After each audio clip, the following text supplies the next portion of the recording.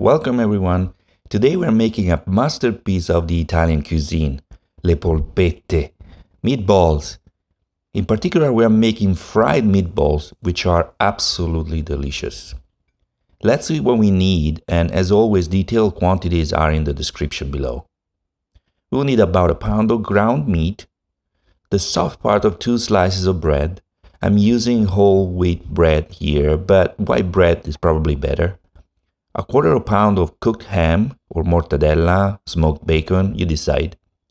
1 egg, 2 tablespoons of milk or water, a clove of garlic, a quarter of a pound of Parmigiano Reggiano, some fresh parsley, breadcrumbs, we will use them quite a bit in this preparation, salt, extra virgin olive oil, and a pinch of black pepper if you like it. Don't forget to subscribe to help my channel grow, and let's start cooking.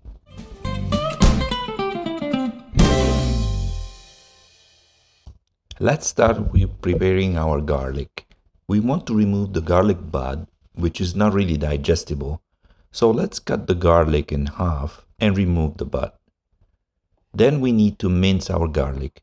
To help us in this process, add some parsley and some salt.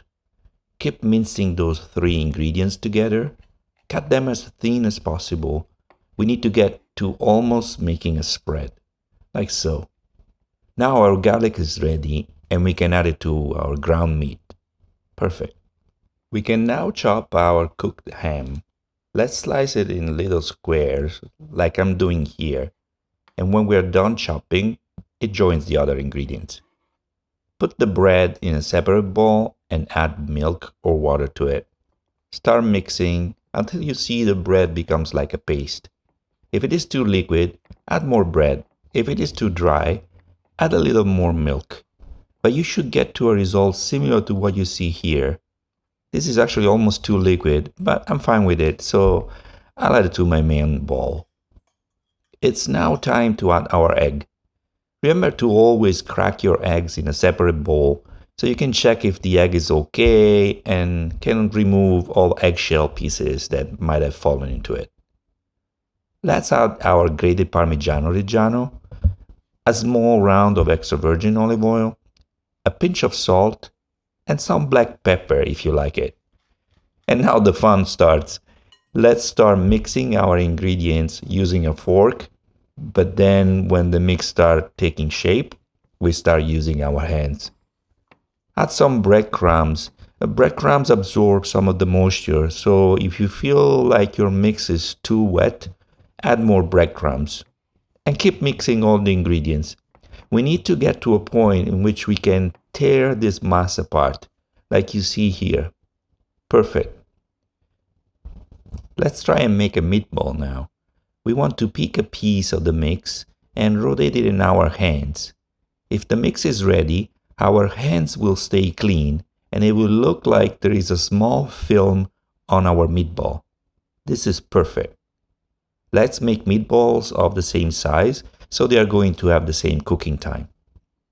Once we are done shaping our meatballs, we want to bread them.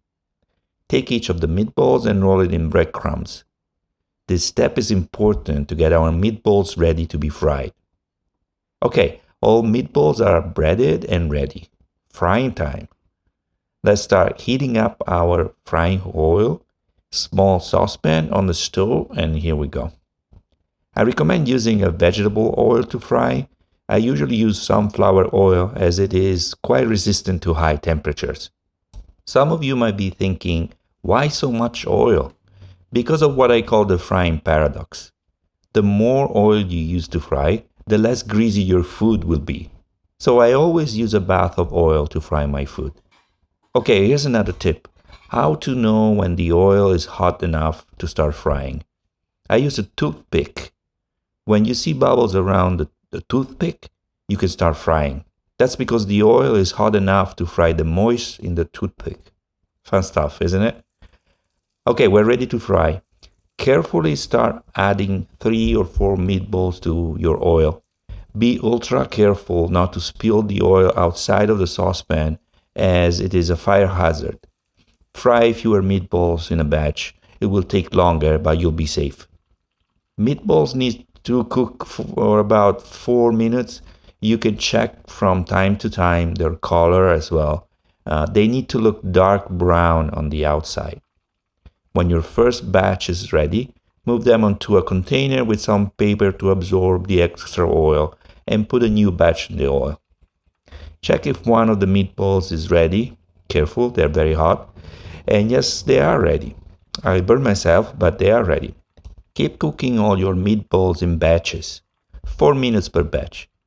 And here we are, fried polpette. So good. We can serve them with some salad or other condiments like ketchup or mayonnaise. And by the way, I have a video on how to make homemade mayonnaise on my channel. You can check it out. But they are also good by themselves as they are. Delicious. Okay, enjoy your polpette and don't forget to subscribe for more. See you next time.